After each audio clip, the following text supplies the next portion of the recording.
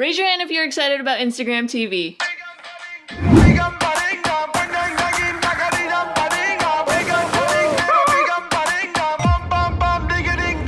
I love vertical video. Welcome to Psych IRL, my name is Donna, and let's talk about Instagram TV. After reaching 1 billion active users on June 20th, 2018, Instagram announced their latest feature, Instagram TV. What exactly is Instagram TV? In short, it's a way to watch long-form vertical videos up to 1 hour long on your phone. It's simple. If you already have an Instagram account, you don't need to worry about a thing. You'll be notified when one of your favorite creators uploads a video, and you can watch it natively on the Instagram app. However, if you want to be a creator, you'll need to download the Instagram TV app. Many have called this new feature YouTube's biggest competition, and with good reason. So YouTube isn't the first video platform on the internet, but could be argued that it's one of the biggest. So naturally, people are going to compare Instagram TV to YouTube. And to add even more fuel to the fire of why the two are being compared, at a San Francisco press conference held by Instagram didn't mention YouTube's name at all, but it was clear who Instagram's criticisms were directed at. Today we still watch videos formatted for a TV on a vertical screen, which means we either have to rotate our phone awkwardly or watch a tiny little version, and that doesn't make much sense, does it? Current apps make you search or browse a directory to find things you like. When was the last time you had to turn on a TV and then had to type a search just to start watching? And even once you know what you want to watch, the results can be really overwhelming. How can you find all the good stuff? So in summation, what differentiates IGTV from other video platforms is that it's specifically built for how you use your phone. It also wants to make the search for finding good content easier by showing you videos from creators you already follow and creators you may like based on your patterns of interests. Second, Instagram or Facebook, aka Mark Zuckerberg, because Facebook owns Instagram, is notorious for copying tech companies. In August of 2016, Instagram launched a feature called Stories, which is virtually identical to Snapchat Stories. Though Snapchat still thrives, its growth has slowed down while Instagram's has risen ever since the release of the new feature. And in November of 2016, the company released a live video feature imitating the features of Periscope, which is now owned by Twitter. So, will history repeat itself, and will this feature be the cause of YouTube's growth declining? In my opinion, probably not. There are a couple things that make video platforms in terms of social media successful: feedback and uniqueness. Feedback is essential for any social media platform to thrive. Though many of us say it's not about the likes or the comments, it's exactly about the likes and comments. Every notification from a like on our photo sends a spike of dopamine to our brains. Because of that, we're encouraged to do it all over again. See what our friends are posting, post something of our own, get likes, repeat. Instant social interaction, instant gratification. Both Instagram and YouTube receive 5 stars for this one. Uniqueness is one of the most important factors in how a video platform rises. Vine, for example, set the parameters for creators to only post videos that were 7 seconds long. At face value, that sounds like a terrible idea, but because of those parameters, creators were forced to tell a narrative within 7 seconds, and this resulted in an abundance of creativity. There is only one thing worse than a rapist. Boom.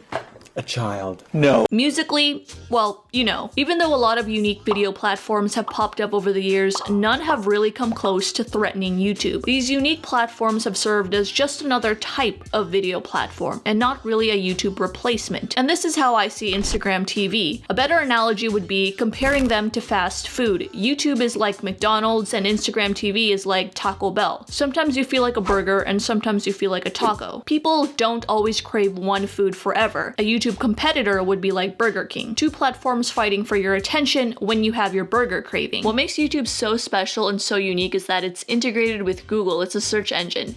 When was the last time you searched something on Bing or Yahoo? When you look up things like how to tie a tie, you can find the text version on Google, and you can probably find a video tutorial version on YouTube. But YouTube is not without any flaws. There are many critiques its user base have of it. The first is that creators feel like it prioritizes advertisers instead of creators, and therefore the platform is censored due to the fact that YouTube will demonetize or remove content that isn't advertiser friendly. Basic thesis of the video is that YouTube doesn't do enough to support their community, that is creators on the platform. Another critique is that the algorithm is horrible. A lot of creators and viewers feel like they don't have control over some areas of YouTube, such as notifications not working, subscription area not working, and it all feels like an algorithm is in control of what users see. They're finally taking the subfeed. It was the last thing we had, the last sacred piece of YouTube left that wasn't optimized. Unfortunately, Instagram TV doesn't resolve any of the issues people who are usually critical of YouTube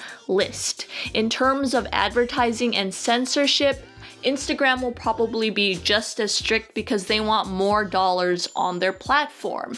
In fact, how they monetize right now is kind of unclear. Creators can monetize if they're part of a select group that Instagram chooses. Basically, people who can drive traffic onto the platform. You can also monetize through sponsored posts and affiliate links, like on YouTube. In terms of the algorithm, it's more reliant on the algorithm, so you have even less control. It's like flipping through a TV, but what channels you see next are determined by what you've liked in the past and maybe the patterns of your friends. Will that change in the future? Perhaps, but for now, search is very limited. So now the biggest question is, does Instagram's uniqueness of high quality, long form vertical video have enough of a novelty to make it big? All right, let's review some content on here. Books, cool, cool.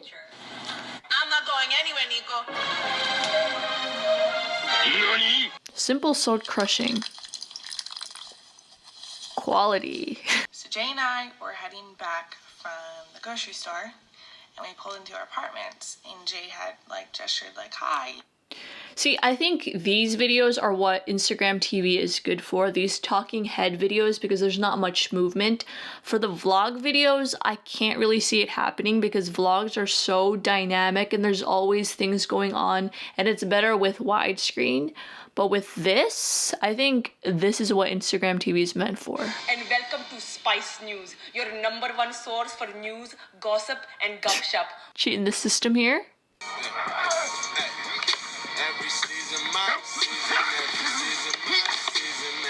There it is. I actually think Instagram TV is not good for sports videos because, as you can see, when he's throwing the ball, you don't know how far he's throwing, or when he's catching the ball, you don't know how far that ball is coming from. The action doesn't feel as engaging as a horizontal video. Just my opinion. Like and comment on my new picture.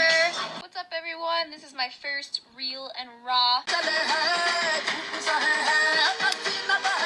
I'm not sure what I've watched or what photos I've liked to make Instagram think that this is the kind of content I'd like. Lives matter, but we still toting letters. Music could be another thing that this could be good for, so I like this a lot. I've been reading The Only Day All Your Life by Aubrey Marcus, a good friend of mine. Okay. And then diet and lifestyle factors for breakouts. I know it sounds so... Go, keep going. Another horizontal video that just Fashion Nova. It's our source from the southeast United States, Alabama, Georgia, and Florida. Today we're going to be talking about top 5 things that happen during sex that no one wants to talk about, not even my parents. The first one we should talk about is farting. So now to sum up my final thoughts. I have bullet points here, so that's why I'm looking down. So this isn't the new platform that will save some creators from demonetization. In my opinion, it's actually even more selective. In YouTube, where it's clear and you need a certain amount of subscribers or a certain amount of followers, with this, it's Instagram who selects who is monetized. Will that change in the future? Perhaps. My second point is that vertical video is great for short updates. That's why I like Instagram stories so much. It's like a Twitter for video and photo. I like it because you don't have to flip your phone horizontally. It's just your friends' videos or photos vertically and you just swipe through them. But I don't know if I can watch an hour-long video of that. Especially if the video is something dynamic like a vlog or a sports thing. I don't know if I can watch that. If it was a talking head thing just like this, then that, yes, is something I could watch. But something that can really change the game for this is if they do something like Vine. People were able to create something creative out of 7 seconds.